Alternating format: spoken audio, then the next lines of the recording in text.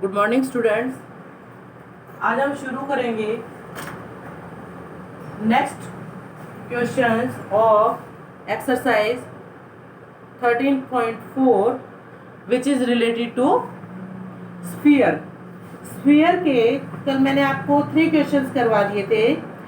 आज आगे करते हैं। होप इस एक्सरसाइज को आज हम कंप्लीट कर दें। देखें, सारे क्वेश्चंस की स्टेटमेंट आपके पीछे से ही रिलेट करती है। The only difference is in formula.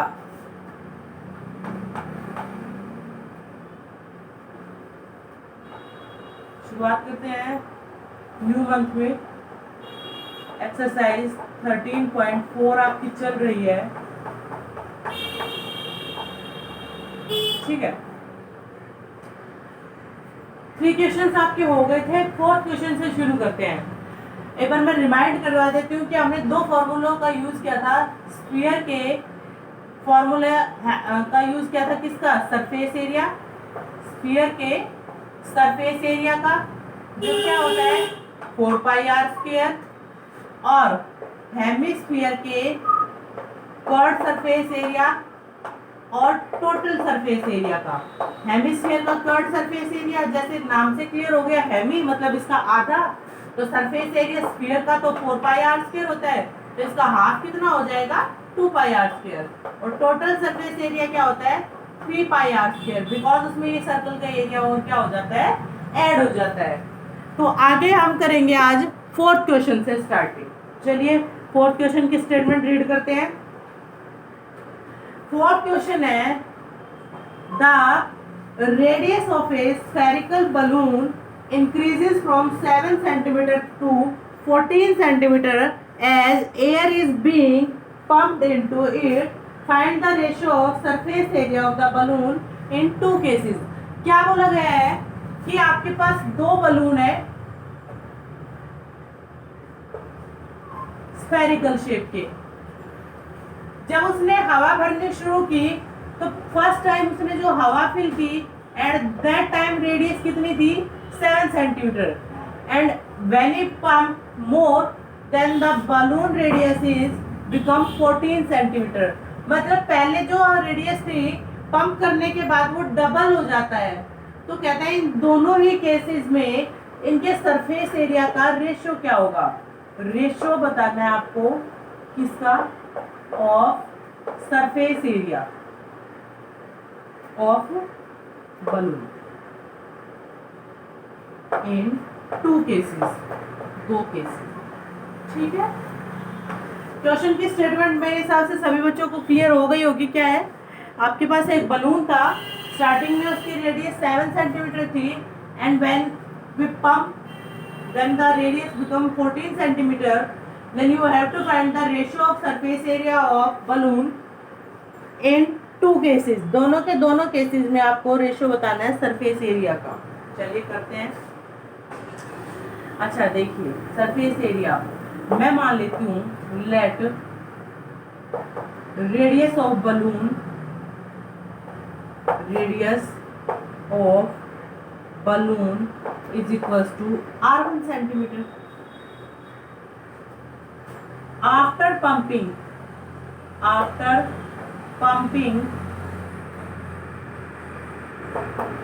new radius of balloon, new radius of balloon is equals to r2 centimeter, ठीक है। अब सरफेस एरिया निकाल रहे हो आपको, तो अगर ये आपको गिवन है तो इन दैट केस r1 आपकी कितनी है 7 सेंटीमीटर और r2 कितनी है 14 centimetre.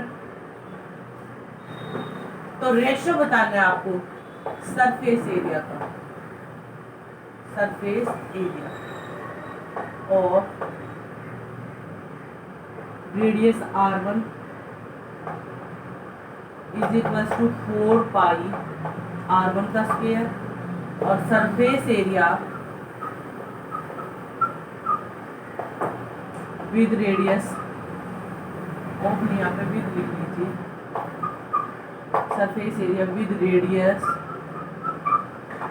r2 is equals to 4 pi R2 का स्क्वायर। ठीक है, अब नाउ 4 पाई R1 का स्क्वायर अपॉन 4 पाई R2 का स्क्वायर। 4 पाई से 4 पाई कैंसिल, तो 7 का स्क्वायर अपॉन 14 का स्क्वायर। सिंप्लीफाई कर लीजिए। जब आप इसको सिंप्लीफाई करोगे तो आपके पास क्या आएगा, 7 इंटू 7 अपॉन 14 इंटू 14। 7 से 2 जा, 7 से 2 जा। अच्छा, रेशो आपका किस किस के बीच में पूछा गया है, इन दोनों केसेस के बीच में पूछा गया है। तो ये कोई फर्क नहीं पड़ता कि आप कौन सी रेडियस को ऊपर ले रहे हो या कौन सी को नीचे ले रहे हो। अगर आपका मन करता है तो आप R1 मान लीजिए, 14 को R2 इसको, इससे कोई ज़्यादा फर्क नहीं पड़ता। तो ये आपका हो जाएगा 1/4, तो रेशो आपका आ जाएगा 1:4। हो सकता है आपकी बुक में 4:1 हो, लेकिन फिर वहाँ पे वो मेंशन करेगा कि न्यू रेडियस आपकी 14 है और पुरानी रेडियस आपकी 7 है, तो किसको वो ऊपर ले रहा है ये बात फिर वो मेंशन करके चलता है। यही ले रखा है उसने भी 1:4 का ही रेशो। ठीक है, समझ में आ गया होगा। कुछ नहीं किया मैंने, पहली रेडियस R1 है, 7 मान ली, दूसरी रेडियस R2 मैंने आपकी 14 मान ली। सरफेस एरिया का फॉर्मूला 4 पाई स्क्वायर होता है, 4 पाई R स्क्वायर। एक बार रेडियस R1 का स्क्वायर यूज कर दिया, R2 का स्क्वायर, उनका रेशो कर लिया। जब आपने रेशो करके कैंसिल आउट किया तो रेशो आपका क्या आया, 1:4 का रेशो आया। नेक्स्ट की स्टेटमेंट रीड करिए तब तक।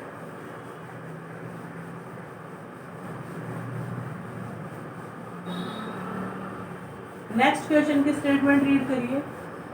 नेक्स्ट क्वेश्चन नंबर 5 की स्टेटमेंट है, the hemispherical bowl made up of brass has inner diameter 10.5 centimeter. Find the cost of tin plating it on the inside at a rate of ₹16 per 100 centimeter square. एक hemispherical ball है, लीजिए बना देते हैं।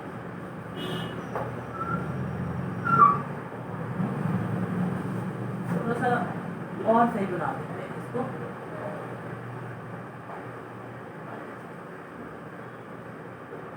एक hemispherical bowl है, ये brass से बना हुआ है और इसकी इनर डायमीटर आपको 10.5 सेंटीमीटर दे रखी है। अगर इनर डायमीटर दे रखा है, लीजिए inner diameter is equals to 10.5 centimetre, तो रेडियस आप फाइंड आउट कर सकते हैं ना। रेडियस क्या होती है आपकी, डायमीटर की हाफ होती है, तो 10.5/2 सेंटीमीटर। आपसे पूछा क्या है, इसके ऊपर टिन की कोटिंग करनी है, इस बाउल के ऊपर टिन की कोटिंग करनी है, तो कोटिंग का क्या खर्चा आएगा। अगर 16 रुपए पर 100 सेंटीमीटर स्क्वायर पे है, चलिए पहले तो इसका सरफेस एरिया निकाल लेते हैं ना, जैसे कि आपने पीछे क्वेश्चंस में भी किया है। सरफेस एरिया ऑफ बाउल निकाल लेते हैं। क्या होता है, अब जिक्र किसका हो रहा है, हेमिस्फीयर का, तो क्या आएगा 2 पाई R स्क्वायर। 2 पाई की वैल्यू पुट कर लीजिए, 22/7 R square 10.5/2 multiply by 10.5/2। Point हटाने के लिए आप डेसिमल लगा सकते हैं, सॉरी पॉइंट डेसिमल हटाने के लिए आप 0 यूज कर सकते हैं। ये 7 से 15 पे कैंसिल हो गया, ये 5 3 सा 15, 5 4 सा, ये 4 आपका 2 1 सा 2, 2 2 सा 4, और ये 2 से आपका 11, और ये भी 5 से कैंसिल हो जाएगा, 5 4 सा, और ये 5 से 21। तो कुल मिला के आपके पास आ गया 33 मल्टीप्लाई बाय 21/4। 21 3 सा 63, 63 और 6 69/4। और सिंपल करूँ तो मैं 4 1 जा 4, 2 29, 4 7 जा 28, 1 4 3 जा 12, 1 4 2 जा 8, 4 5 जा 173.25 centimeter square is the surface area of the bowl. Now you have given that 100 centimeter square cost of tin plating, cost of tin plating on 100 centimeter square is equals to 16 रुपी। तो cost of tin plating on 1 centimeter square is equals to 16 upon 100 और cost of कितने surface area पे 173.25 centimetre square पे कितना आ जाएगा 16 upon 100 into 173.5। Decimal हटा दीजिए नीचे 20। अब 16 की और इसकी मल्टीप्लाई करके 4 के बाद डेसिमल यूज कर लेना, वही आपका क्या होगा आंसर। आया समझ में? पहले भी कर चुके हैं हम ऐसे क्वेश्चंस। चलिए 6 क्वेश्चन की स्टेटमेंट रीड करते हैं।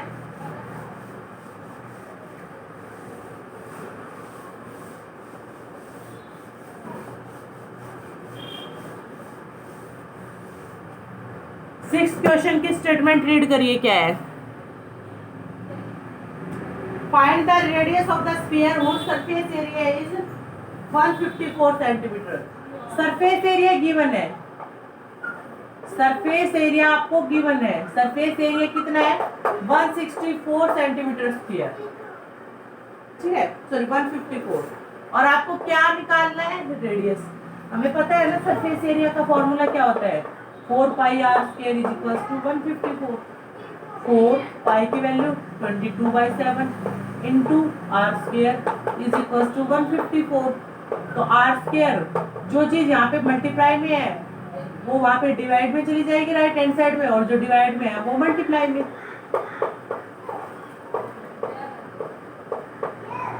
क्लियर? 21 7 पे चला जाएगा ना, 7 7 जा 49 अपॉन 4। तो r is equals to square root 49 upon 4। 49 किसका होता है 7 का, और 4 किसका होता है 2 का। 3.5 centimetre is the radius of the sphere whose surface area is 154 centimetre. Clear हो गया होगा? आगे करें, देखिए next question. The diameter of A moon is approximately 1/4 of the diameter of अर्थ। कहता है जो मून का डायमीटर है ना वो अर्थ के डायमीटर का 1/4 है। ध्यान से पढ़ना लाइन को। The diameter of moon is approximately 1/4 of the diameter of earth. Find the ratio of their surface area. ये आपका मून है और ये आपका अर्थ है, इनके सरफेस एरिया का रेशियो निकालना है। और कहता है जो मून का डायमीटर है ना वो अर्थ के डायमीटर का 1/4 है। मून का किससे रिलेट कर रहा है अर्थ से। मतलब अगर हमें अर्थ का पता चल जाए तो मून तो उसका क्या है 1/4 है ना, तो मैं किसका सपोज करूंगी लेट डायमीटर ऑफ अर्थ। आप बोल के देख लीजिए, आपको पता चल जाएगा कि किसका मान के चलना है, क्योंकि वो कह रहा है कि मून का डायमीटर अर्थ के डायमीटर का 1/4 है। मतलब मून किससे रिलेटेड है अर्थ से। अगर अर्थ का पता चल जाए तो मून का अपने आप पता चल जाता है। जैसे मैं कहती हूँ कि राम के पास शाम से 20 रुपीज ज्यादा है, 20 रुपीज ज्यादा है। ध्यान देना, Ram has 20 rupees more than Shyam. इसके पास इससे 20 रुपए ज्यादा है। इसके पास राम के पास शाम से 20 रुपए ज्यादा है।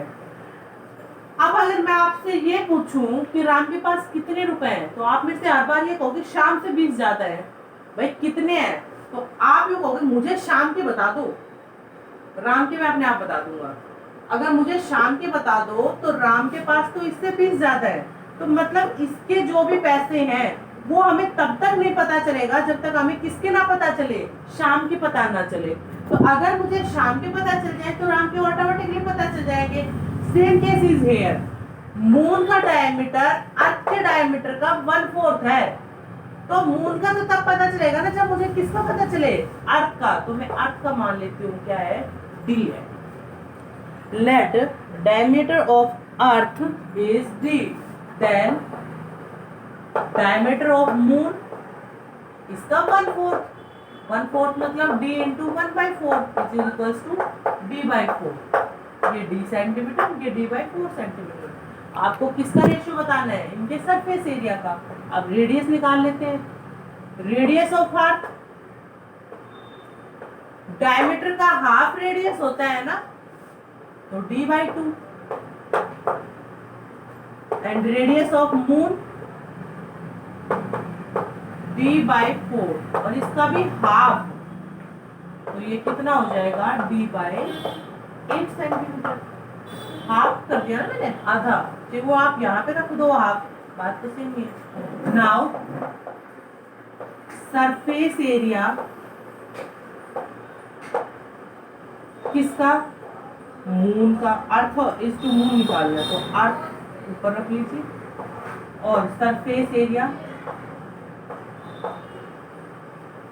किसका, मून इज इक्वल टू, इसका सरफेस एरिया 4 पाई अर्थ के d/2 का होल स्क्वायर और 4 पाई d/8 का होल स्क्वायर। 4 पाई से 4 पाई कैंसिल, इसको आप क्या लिखोगे, d²/4। इसको क्या लिखोगे, d²/64। अब देखिए ये तो एज इट इज रहेगा ना, d²/4। इसको जब आप ऊपर मल्टीप्लाई करोगे तो ये डिनोमिनेटर वाली चीज क्या हो जाएगी, रेसिप्रोकल हो जाएगी। कैसे, 64/d²। d² से d² कैंसिल, 4 1 जा 4, 4 6 जा, तो ये आ जाएगा 16/1। तो दिस इंप्लाइज द रेशियो होगा वो 16:1 का। आई होप आपको क्लियर हो गया होगा। यहाँ तक आप कर लीजिएगा। नेक्स्ट लेक्चर में इस एक्सरसाइज को हम कंप्लीट करेंगे विद एग्जांपल। तब तक के लिए आप इन क्वेश्चंस को अपनी फेयर नोटबुक में कर लीजिएगा। Thank you.